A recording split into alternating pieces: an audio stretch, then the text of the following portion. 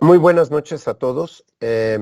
Vamos a dar inicio al módulo de oncología para la preparación del examen nacional de aspirantes a la residencia médica. Probablemente la mejor manera de hacerlo es revisar cuál es el estado epidemiológico del cáncer en nuestro país en este momento, al menos lo que dijo el Globocan hasta el 2018. Realmente la estadística ha sido pobre en los últimos 3 años y obviamente todo el mundo sabe por qué en el último año y medio esto no ha tenido lugar, que va desde el 2020 al 21, y básicamente este es los parámetros que tenemos en la actualidad para determinar cuáles son los tumores más frecuentes en nuestro país.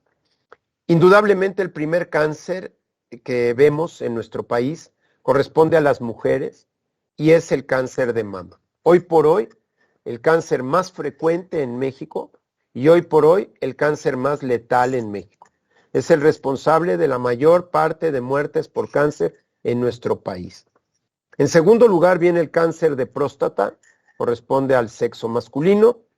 Es un cáncer que no es tan letal, debido a que tiene una manipulación endocrina que lo hace sobrevivir a pesar de presentarse en estadios avanzados, y ya lo veremos en su momento. En tercer lugar, pueden ustedes ver un cáncer que no existía en el pasado como tan frecuente, y es el cáncer de tiroides. También vamos a ver por qué. Lamentablemente, el uso indiscriminado de estudios paraclínicos, como el ultrasonido de cuello, que tiene indicaciones muy precisas para su solicitud, se ha hecho demasiado frecuente en el ámbito del diagnóstico médico. Entonces, un paciente que llega por disfonía, antes de hacer clínica o estudios específicos para la cuerda vocal, se le pide un ultrasonido de cuello. Un paciente que llega con una adenomegalia, se le pide un ultrasonido de cuello. Y curiosamente, el ultrasonido está viendo nódulos que en el pasado no veíamos. Y esto ha hecho que aumente considerablemente la incidencia de cáncer de tiroides, no solo en nuestro país, sino en todos aquellos países en el mundo en donde se hace un ultrasonido de cuello en una forma indiscriminada. Aparece en cuarto lugar el primer cáncer del tubo digestivo, que es el cáncer de colon, y que corresponde a una migración epidemiológica. En el pasado, hace 15 o 20 años, el cáncer gástrico era el primer cáncer de tubo digestivo en el país. La occidentalización de la población, el cambio en los hábitos alimentarios, el cambio en la dieta del mexicano, es responsable que ahorita el cáncer de colon sea preeminente sobre el cáncer gástrico. El cáncer cervicouterino ha caído hasta el quinto lugar, pero no deja de ser el segundo cáncer más frecuente de la mujer en nuestro país.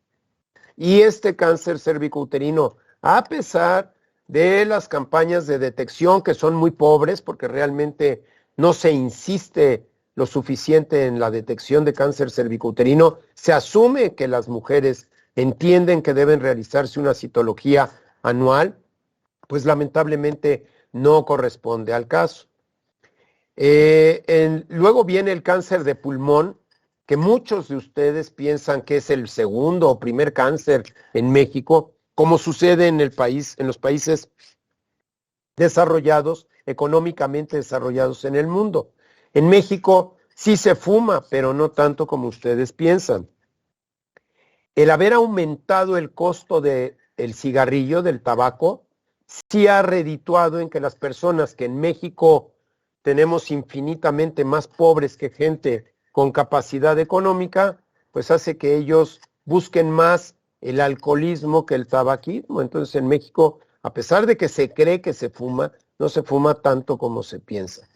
Sin embargo, el cáncer de pulmón es el segundo cáncer del varón en México, visto ya por sexo, y corresponde a la primera causa de muerte en los varones.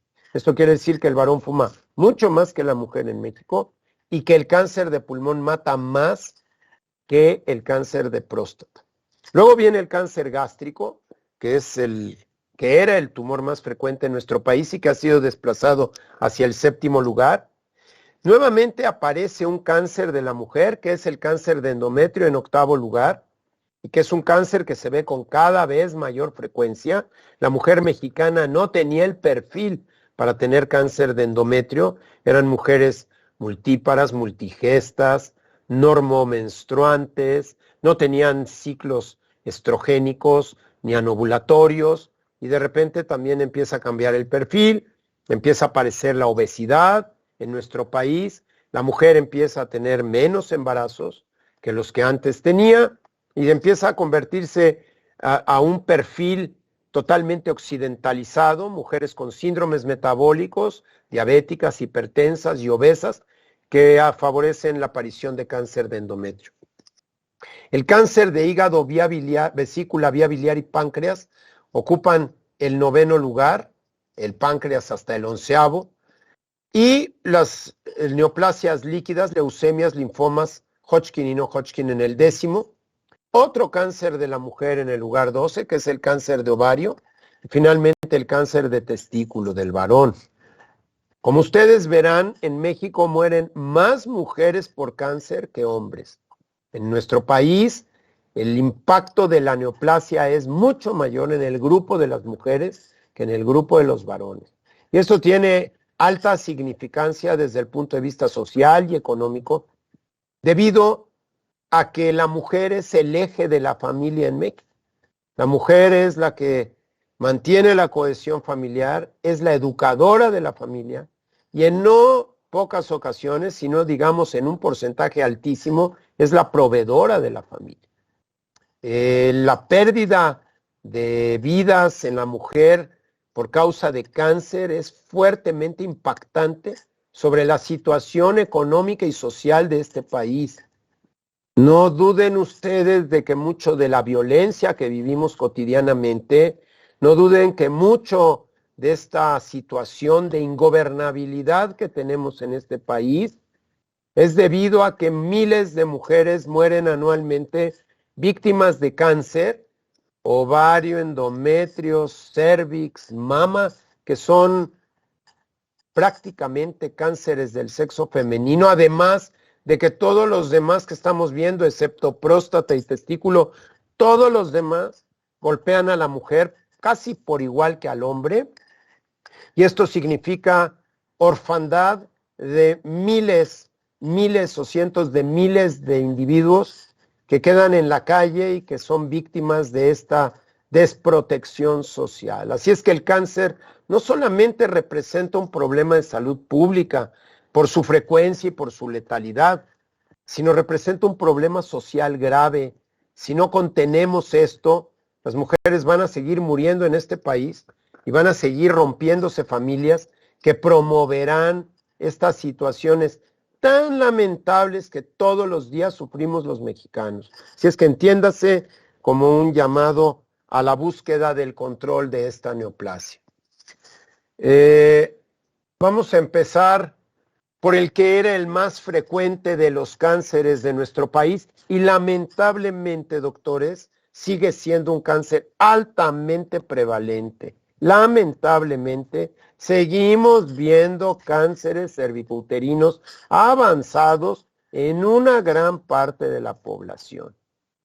La pregunta es, ¿por qué es tan frecuente en México? Y si ustedes buscan la epidemiología antigua, decía que el cáncer cervicouterino era un cáncer de los pobres. ¿Por qué era un cáncer de los pobres? Esta tabla es una tabla vergonzante, en donde lo que está en oscuro son las zonas del mundo que más padecen de cáncer cervicouterino. Lamentablemente México, Centroamérica y el Caribe, así como África y algunas zonas del Pacífico, que son las zonas más desprotegidas desde el punto de vista social y económico, somos una muestra de que nuestra área es una área altamente golpeada por esta neoplasia. ¿Por qué? Porque somos pobres. ¿Qué es lo que hacen los pobres que justificaría el cáncer cervicouterino? Pues se ha argumentado que la mujer pobre es una mujer que no tiene ninguna educación, que no tiene ninguna visión hacia el futuro y que por lo tanto el inicio de vida sexual activa es infinitamente temprano, dada su pobre educación, su pobre escolaridad, su tendencia a vivir desde un punto de vista eminentemente primitivo. Asimismo, la promiscuidad se supone que es mucho más frecuente en la gente pobre, lo cual digo supuestamente porque por supuesto que la promiscuidad debe tener una tasa mucho mayor en las esferas económicamente pudientes de este país. Y bueno, pues esto traía como consecuencia infecciones repetidas, y por infecciones repetidas se pensaba que eran sífilis, gonorrea, herpes virus, infecciones que afectaban comúnmente al tracto genital de la mujer. Además, había una observación que es vigente hasta el momento actual, y es que en Israel la raza judía presenta una incidencia bajísima, si no es que la más baja en el mundo, de aparición de cáncer escamoso de cérvix. Desde este momento quiero decir que cuando estoy hablando de cáncer cervicuterino, prácticamente me estoy refiriendo al carcinoma epidermoide de cérvix, que es el tipo histológico más frecuente de todos los tumores del cuello de la matriz. Cáncer escamoso. Les recuerdo que el cuello uterino tiene dos porciones. Una porción exocervical, que está revestida de un epitelio escamoso, una zona de transición, que es una zona de metaplasia, en donde el epitelio escamoso se transforma en epitelio columnar y que lo hace un epitelio glandular. De ahí que el cáncer que se presenta en el cérvix uterino puede ser del epitelio exocervical, esto es carcinoma epidermoide o escamoso de cérvix, o del epitelio endocervical, que es el adenocarcinoma. Hay una estirpe que une a los dos y se llama carcinoma adenoescamoso de cérvix, que es una variante muy agresiva y afortunadamente poco frecuente. Nunca olviden, y voy a repetirlo en lo que viene de la plática, lo que equivale a la zona de transición o zona de transformación, que son dos cosas distintas, pero que aluden a la posición de la zona de metaplasia en su camino del ectocervix al endocervix en el curso de la vida de la mujer. Bueno, pues entonces, este carcinoma epidermoide, que es el que mata a la mayor parte de las mujeres que tienen cáncer cervicuterino, no se presenta en la raza judía. Entonces dijeron los epidemiólogos, oiga usted, ¿y por qué no presentarán los judíos cáncer cervicuterino? Y la respuesta era, pues porque ellos están circuncidados ritualmente. Y como todos los judíos están circuncidados, no acumulan esmegma en el surco balano prepucial y pues no transmiten este agente químico que en los pobres existe porque están no circuncidados. Además, su higiene personal es sumamente deficiente y por lo tanto esto ayuda a la contaminación del cérvix y esto da cáncer. Y también arguían los epidemiólogos del pasado que la multiparidad era un factor de riesgo. La pregunta es, ¿será esto verdadero? ¿Es válido? Si ustedes lo comparan contra los países del primer mundo en el momento actual, pues pensaríamos que ellos inician, las mujeres en esos países, su vida sexual activa en forma mucho más precoz. Las niñas empiezan rápidamente a tener vida sexual en esos países y la promiscuidad es mucho más alta en esos países, lo cual conlleva mayor tasa de infecciones. Y tampoco en esos países hay una circuncisión ritual, por lo tanto son personas no circuncidadas. Probablemente la única diferencia sería entonces la multiparidad. ¿Es por esto que tenemos tanto cáncer cervicuterino en México? Pues no, debería de haber mucho más cáncer en esos países. ¿Por qué no lo hay? Pues nada más tenemos que recordar que el cáncer escamoso del cérvix y parte del adenocarcinoma y del adenoescamoso son cánceres que se consideran con una etiología infecciosa. Son cánceres que en un porcentaje infinitamente alto están producidos secundarios a la infección de un agente viral que se llama virus del papiloma humano.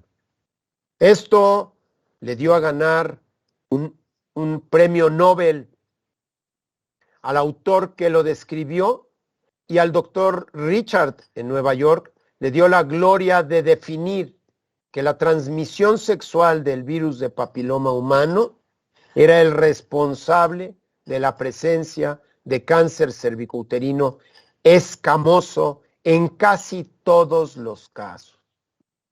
Este virus de papiloma humano, que aquí están viendo una gran condilomatosis vulvar y que puede presentarse en la forma de condiloma o bien en la forma no condilomatosa, que es la que produce cáncer, es un virus de DNA.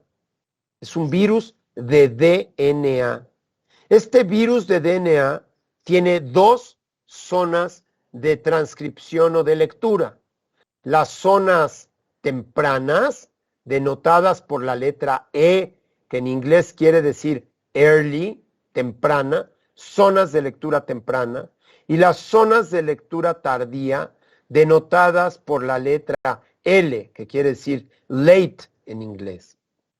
Da la casualidad que dentro de la cápsida del virus, las zonas de lectura temprana E6 y E7 son zonas que al infectar a la célula humana inhiben la función de dos genes reguladores de la división, que son el gen del retinoblastoma, inactivado por la proteína o la zona de transcripción E7, y el gen P53, inactivado por la zona temprana E6. P53 es el gen que al descubrir que la célula tiene un daño genético irreversible, una mutación, una transformación, una delesión, una translocación que puede ser oncogénica, destruye a la célula y produce apoptosis. P53 es un gen proapoptótico que produce muerte celular no inflamatoria, no por necrosis. Es una muerte celular programada. Bueno, pues P53 es inactivado por E6. El gen de retinoblastoma, que es uno de los grandes vigilantes del ciclo celular y que impide que la célula pase de la fase G1 a la fase de síntesis o duplicación de DNA, este gen del retinoblastoma, que solo permite este paso si el DNA está correcto, es inactivado por el virus de papiloma. Y de esta manera, el virus de papiloma es capaz de producir desdiferenciación de la célula y producir la lesión que se conoce con el nombre de displasia. Les recuerdo a todos ustedes que displasia quiere decir inmaduración de un epitelio. Recuerden que todos los epitelios, y ver esta lámina que dice epitelio normal, los epitelios tienen la función de maduración. Madurar quiere decir que nacen de una célula basal indiferenciada, que tiene capacidad de dividirse y que forma un segundo estrato, este sería el estrato basal, se transforma en el estrato intermedio, que también tiene capacidad de división. Estas células del estrato intermedio se transforman en el estrato presuperficial hasta convertirse en el estrato superficial, en donde los núcleos ya son muy pequeñitos y estas células superficiales ya no tienen capacidad de dividirse porque son células completamente diferenciadas. Estrato basal, parabasal, intermedio y finalmente superficial. El estrato superficial es maduro. Esto es un epitelio maduro. Cuando usted tiene la infección de virus de papiloma humano y produce los cambios genéticos con la inhibición de retinoblastoma P53 y otros muchos cambios dentro del genoma de las células del cérvix, las células ya no maduran. Las células suben en forma inmadura hasta la superficie y cuando un epitelio no madura y las células inmaduras alcanzan la superficie, esto se conoce como displasia. Las letras L, G, S y L quiere decir lesión intraepitelial de bajo grado. Lesión intraepitelial de bajo grado, y cuando es mayor el daño y es mayor el porcentaje de células inmaduras que alcanza la superficie, se llama lesión intraepitelial de alto grado o displasia grave. La palabra displasia es sinónimo de lesión intraepitelial de bajo alto grado. Una lesión intraepitelial de bajo grado es lo mismo que displasia leve o moderada. Y una lesión intraepitelial de alto grado es lo mismo que una displasia severa o grave, que finalmente se transformará en un carcinoma in situ, en donde la totalidad de las células son inmaduras, pero no rompen la membrana basal, para convertirse finalmente en la ruptura de la membrana basal y en un cáncer invasor. Esto es lo que produce el virus de papiloma humano. Al adquirir el virus de papiloma humano por contacto sexual, que es la vía de adquisición de este virus pueden pasar varias cosas con él. Primero, que sea un virus no oncogénico. Por ejemplo, los clásicos virus 6 y 11. El virus 6 y 11, la subfamilia 6 y 11 de la familia del virus de papiloma humano, son virus que no producen cáncer, producen condilomas. Eso es lo que produce. Un 6-11 produce condilomas. Un virus 16-18 produce cáncer. Que el 80% de los cánceres epidermoides que vemos en este país están producidos por virus 16 y 18.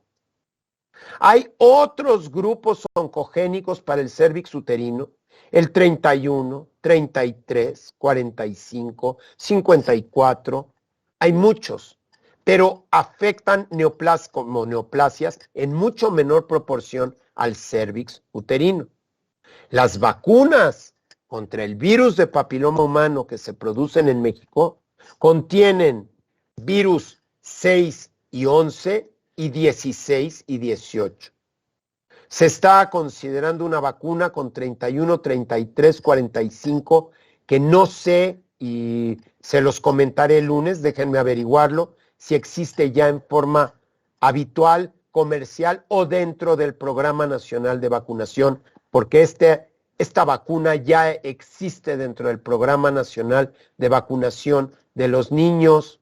A las niñas se les aplica en 2 ocasiones, a los 7 y 11 años. Entonces, probablemente ya tenemos una vacuna que sea más polivalente para que ocupe más subtipos de virus de papiloma humano oncogénicos, pero hasta recién el 16 y 18 son los 2 virus que afectan con mayor frecuencia a la población mexicana. Esta es la historia natural del cáncer epidermoide de cérvix, que ya he dicho que representa más del 80% de los casos de cáncer en nuestro país. Y la única razón por la que en Europa y en Estados Unidos es tan infrecuente el cáncer cervicuterino es porque claro que esas mujeres, claro que se infectan con virus de papiloma humano. El problema es que no lo dejan pasar de las lesiones tempranas, que son las displasias, y no dejan que se convierta en cáncer. Oiga usted, ¿y cómo no lo dejan? Pues con la detección oportuna. ¿Cuál es la forma de detectar cáncer cervicouterino? Evidentemente habría más casos de infección de virus de papiloma humano en Estados Unidos y en Europa. Pero debido a que esto progresa muy ordenadamente, primero es un epitelio normal, luego viene la infección por virus de papiloma humano, luego viene la lesión intraepitelial de bajo grado, luego viene la de alto grado, luego viene el carcinoma in situ y luego viene el cáncer invasor. Y para esto pasa un periodo muy variable que puede ir de 8, 12, 17, 20 años. Esto le da la enorme oportunidad a la mujer de detectar la enfermedad. Cuando George Papanicolaou relató la posibilidad de identificar lesiones tempranas en un cérvix de aspecto normal y al tratar estas lesiones impedir la progresión a cáncer, en ese momento La primera causa de muerte por cáncer en Estados Unidos en la mujer era el cáncer cervicouterino. Y en Europa no había detección oportuna antes de 1930. Las mujeres se morían de cáncer cervicouterino. Se morían en todo el mundo. Cuando aparece George Papanicolaou, un griego que fue a vivir a Estados Unidos y que era citólogo y que se dedicó al estudio de la citología del cérvix uterino y descubrió que podía ver los cambios celulares de un epitelio normal, un epitelio inflamado, un epitelio con displasia y un epitelio con cáncer. Cuando descubrió eso y lo publicó, el Departamento de Salud de Estados Unidos y los departamentos de salud de los países económicamente potentes y educados promovieron en toda su población la detección oportuna de cáncer cervicouterino. Y lo único que lograron fue abatir la incidencia y la mortalidad por cáncer cervicouterino.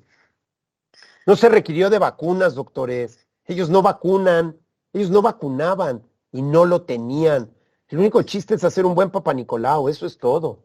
Lo que ustedes necesitan es hacer muchos Papanicolaus, mucha citología cervicovaginal, mucha, a toda la población, anualmente, de por vida, en este país.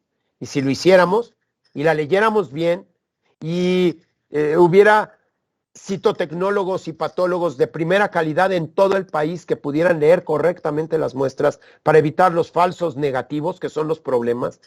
Nunca se preocupen de un falso positivo, nunca. ¿Qué les importa que tomen un Papanicolau y les diga que tiene cáncer? De todos modos van a confirmar que no lo tiene. De todos modos lo van a saber.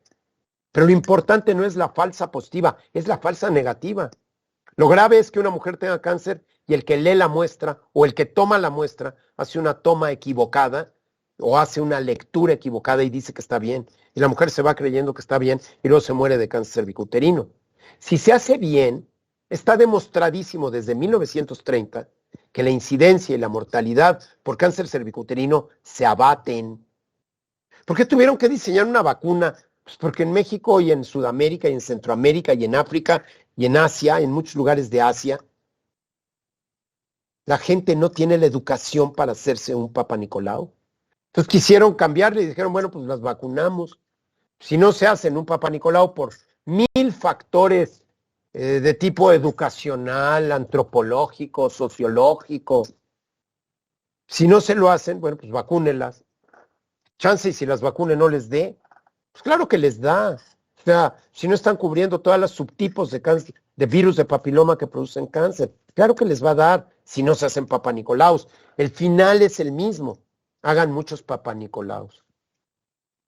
¿En dónde se mete el virus? El virus se mete aquí, en la zona de transición. Esta línea gruesa es la zona de metaplasia, en donde el epitelio columnar se vuelve epitelio escamoso. Esa se llama zona de transición. Es una zona de transformación, de transición fisiológica.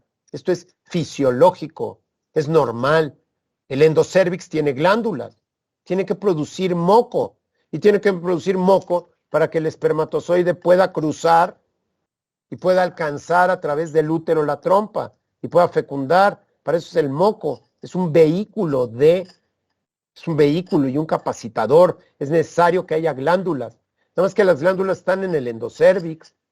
Luego viene la zona de transición en donde se cambia el epitelio en una metaplasia y se transforma en un epitelio escamoso queratinizado. Entonces ya tenemos dos epitelios en el cérvix. El epitelio glandular, francamente glandular, y el epitelio escamoso, interpuestos por una zona que se llama zona de metaplasia fisiológica o zona de transición. Ahora, ¿qué es la zona de transformación? Si ustedes vieran el cérvix de una niña, verían que todo el endocérvix está vertido. O sea, lo que ven es endocérvix que está fuera del canal, se ve por fuera. Todo lo que ven es endocérvix, es epitelio glandular, perdón. Cuando viene la menarca, este epitelio glandular se empieza a mover hacia el interior del canal. El trayecto entre la primera zona de transición, que es donde estaba vertido el epitelio glandular fuera del cérvix, en su camino hacia el endocérvix, ese trayecto se llama la zona de transformación. Por supuesto, la zona de transformación de una mujer de 30 años, pues es una zona amplia que viene desde donde nació hasta donde va. Y el de una posmenopáusica, pues es desde donde nació hasta adentro del canal, porque la posmenopáusica ya no se ve el endocérvix, ya no se ve zona de transformación, está adentro del canal, se metió la zona de transición al canal endocervical. Ese es el camino fisiológico de la zona de transición. Primero está afuera, luego en medio y luego adentro.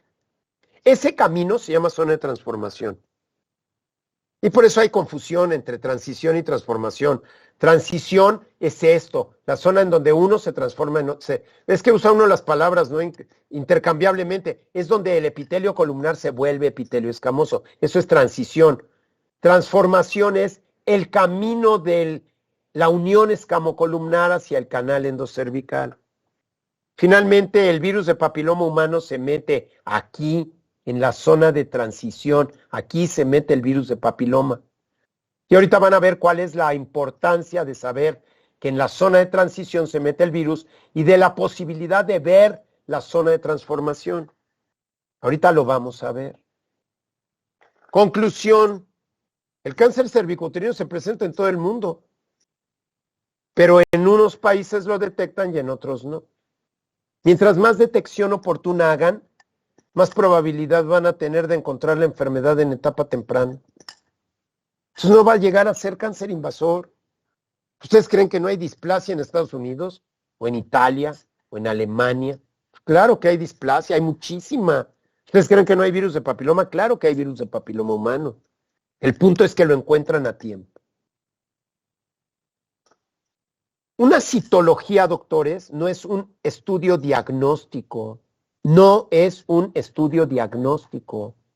Es un estudio de escrutinio, de detección oportuna, de tamizaje, como le quieran llamar. Eso es el Papa Nicolau o citología cérvico-vaginal. No es un diagnóstico, doctores. Es escrutinio. ¿A quién le van a hacer un Papa Nicolau? La norma oficial mexicana dice que toda mujer con vida sexual activa deberá ser llevada a la toma de una citología cérvico-vaginal de por vida en forma anual. Esa es la ley, así dice la ley. En otros países, a toda mujer de los 20 años en adelante se le toma una citología cérvico-vaginal, tenga o no vida sexual activa. Si es una mujer virgen, se avanza un hisopo largo hasta el tope, se gira y se deja la muestra. Ellos buscan adenocarcinoma de cérvix, que es un tumor que se puede presentar en el epitelio glandular sin infección por virus de papiloma humano. Por eso en esos países hisopan a las mujeres vírgenes para detección de adenocarcinoma. Una mujer virgen no tiene carcinoma epidermoide, doctores. Una mujer que nunca ha tenido contacto sexual no tiene carcinoma escamoso. El carcinoma escamoso es un cáncer infeccioso que se transmite a través del virus de papiloma humano por contacto sexual. Oiga usted, y lo que dijo antes de que las mujeres son promiscuas. No, doctores, en México no es la mujer de alto riesgo, es el varón de alto riesgo. El varón es el que transmite el virus de papiloma humano, es el que lo consigue cuando raya su quincena.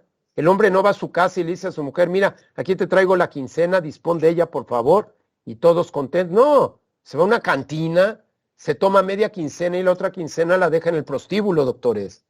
Y ahí adquiere virus de papiloma humano. Y cuando llega ebrio a su casa, viola a su mujer, la golpea y transmite el virus de papiloma humano a su mujer. Después de haber trabajado más de 35 años en el sector público en un servicio oncológico, nunca, óiganlo bien, nunca vi a una prostituta con cáncer cervicouterino. Las prostitutas en México están perfectamente cuidadas por los servicios de salud de los estados. Esto es algo inaudito. Protegemos a nuestras prostitutas y no protegemos a nuestras mujeres. ¡Qué barbaridad! Ese es un comentario muy fuerte, pero tengo que hacerlo. ¿Y a quiénes vemos? A la mujer clásica mexicana, en su casa, teniendo muchos hijos, cuidando hijos como puede y sacándolos como puede, víctima de un marido alcohólico y golpeador, que la va a dejar tarde o temprano y la va a dejar abandonada con 5 hijos, que tiene que lavar y planchar y hacer 1000 cosas para poder sobrevivir, y que le dejó insertado un virus de papiloma humano y que no tiene la educación para ir a hacerse un Papá Nicolau, o no tiene el dinero, o no tiene el acceso a servicios públicos que tomen un Papá Nicolau, y que va a llegar cuando esté sangrando y con un flujo fétido y con un cáncer cervicuterino estadio clínico 3B, y se va a morir y va a dejar a 5 huérfanos. Así es que cuando les lave el parabrisas un chamaquito mugroso, o esté escupiendo fuego, o esté tirando pelotas en la esquina, no duden en pensar que es un hijo del cáncer cervicuterino, del cáncer de mama en este país. Así es que las traducciones de todo esto son muy amplias, doctores. La citología cérvico-vaginal no es un estudio de diagnóstico. Si ustedes quieren diagnosticar un cáncer cervicuterino o cualquier lesión, tómenle una biopsia. El Papá Nicolau es un método de tamizaje. ¿A quién se le hace? A la mujer asintomática, a la mujer que no tiene síntomas, a la mujer que está aparentemente sana. Ellas son a las que se les hace un Papá Nicolau. Oiga, doctor, vengo porque tengo un flujo serosanguinolento fétido. Cada vez que tengo relaciones con mi marido tengo un sangrado fresco abundante y tengo dolor pélvico y en la fosa renal izquierda. Y le ponen un espejo y ven un monstruo allá adentro, una cosa tumoral, necrosada y ulcerada, fétida y espantosa. Pues eso no le van a tomar un Papá Nicolau, doctores, le van a tomar una biopsia. ¿A quién le van a tomar un Papá Nicolau? A la mujer asintomática, a quien le van a colocar un espejo vaginal y en donde van a ver un cérvix de aspecto normal. A esa mujer es a la que se le toma el Papá Nicolau. ¿Qué quieren ver? Células, doctores, células dispersas. No van a ver tejido. El método de Papá Nicolau es un raspado del ectocérvix y del canal endocervical. Se toma un hisopo, se introduce al canal, se gira y se pone la primera muestra. Después toman una batelenguas o una espátula de aire, o el instrumento que tengan. Nosotros en el INCAN, en el Instituto de Cancerología, lo hicimos toda la vida que estuve ahí hasta el 92 con una batelenguas y sale perfecto el diagnóstico. Es un raspado del fondo de saco posterior hacia la cara anterior del cérvix, pasando por la zona de transición. Y lo ponen en la laminilla. Y eso se coloca en alcohol, y esto se lleva al laboratorio de citología, se pasa por un tren de 20 frascos que son tinciones, y se pone un cubreobjetos y se lee. Eso es todo. Es un método infinitamente sencillo, no complicado, barato y útil. ¿Qué es lo que ve el señor que lee la laminilla? Que no siempre es médico, doctores, son citotecnólogos. ¿Qué es lo que ve? Pues ve las células descamadas, no ve toda la membrana, no ve todo, hasta la membrana basal, todo el epitelio hasta la membrana basal, pues no lo puede ver, nada más ve las células que se descaman de la superficie. Si las células son con núcleos muy pequeñitos, con citoplasma muy amplio, células homogéneas, que no tienen pleomorfismo, que no tienen mitosis, que no tienen nada, dice que ve células de aspecto normal, doctores. Si además de ver estas células de aspecto normal, ve leucocitos y polimorfonucleares, pues dice que hay inflamación inespecífica. Y si además de ver células normales y ver leucocitos y polimorfos, ve hifas o ve protozoarios, pues dice que son alteraciones inflamatorias específicas a tricomona, a cándida, a cualquier bicho que se mete, a Gardnerella. El problema es que si empieza a haber células que tienen núcleos muy grandes y citoplasmas pequeños, dice, ah, caray, ¿qué demonios hace esta célula que debería estar en la base? ¿Cómo demonios llegó aquí arriba? Y eso se llama displasia. Quiere decir que una parte del epitelio no está madurando. Que una parte. Oiga, doctor, ¿y cómo dicen displasia leve, displasia moderada, displasia severa, carcinoma in situ? ¿Cómo pueden decirlo en base a qué si lo único que ven son células descamadas? Lo único que ven es esto, doctores, células descamadas. ¿Cómo pueden decirlo? Pues porque ven el porcentaje de células inmaduras y si es solamente 1/3 de células inmaduras y 2/3 de células normales, pues es una displasia leve.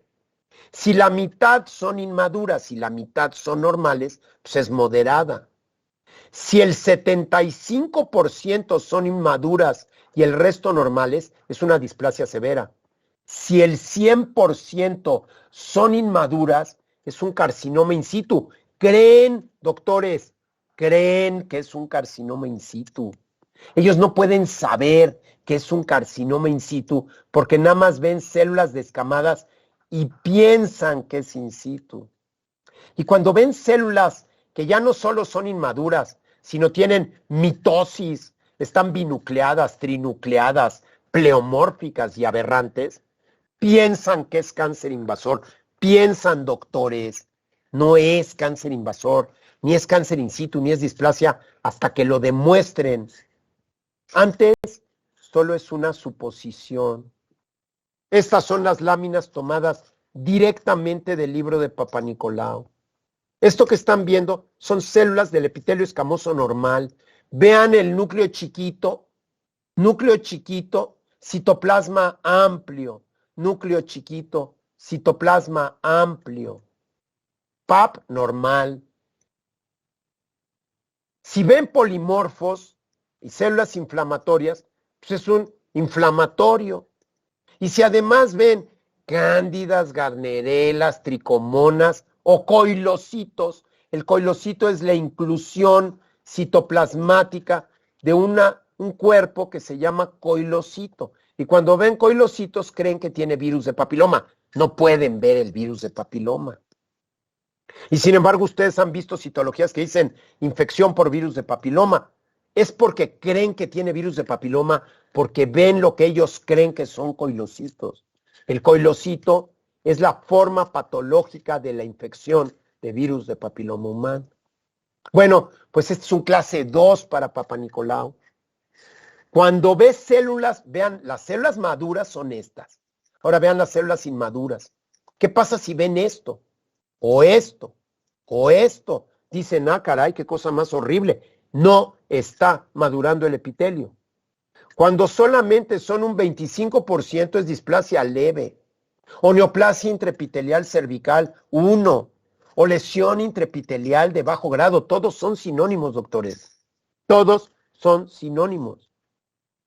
Si ve el 50% inmadura y el 50% madura, es una displasia moderada. O neoplasia intraepitelial cervical 2.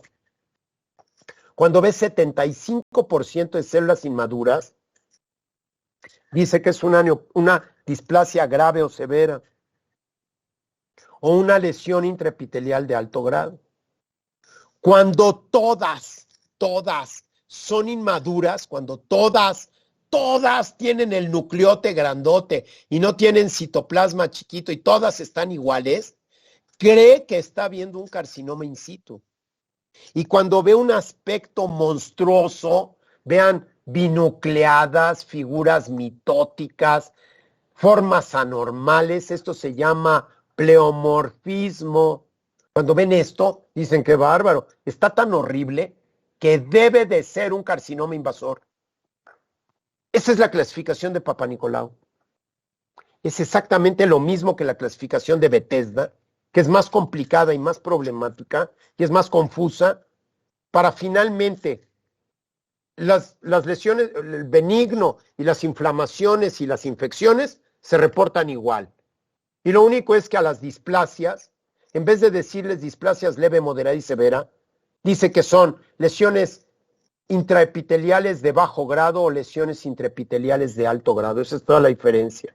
Y a esto le llama carcinoma in situ y a esto le llama carcinoma invasor. Punto. Se acabó. Muy bien.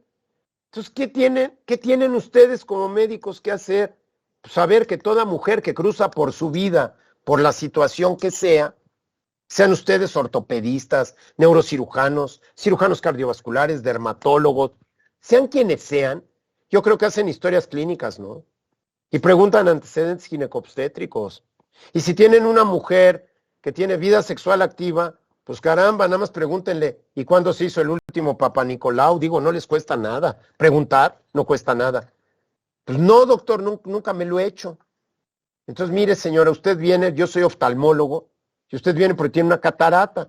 Mire, la voy a operar con mucho gusto de su catarata, le voy a pedir unos examencitos de laboratorio y me va a traer un Papá Nicolau que se lo van a tomar en el laboratorio. No le estoy pidiendo a un oftalmólogo que se rebaje a tomar un Papá Nicolau, no se lo estoy pidiendo, pero sí lo puede mandar a un laboratorio a que se lo tomen.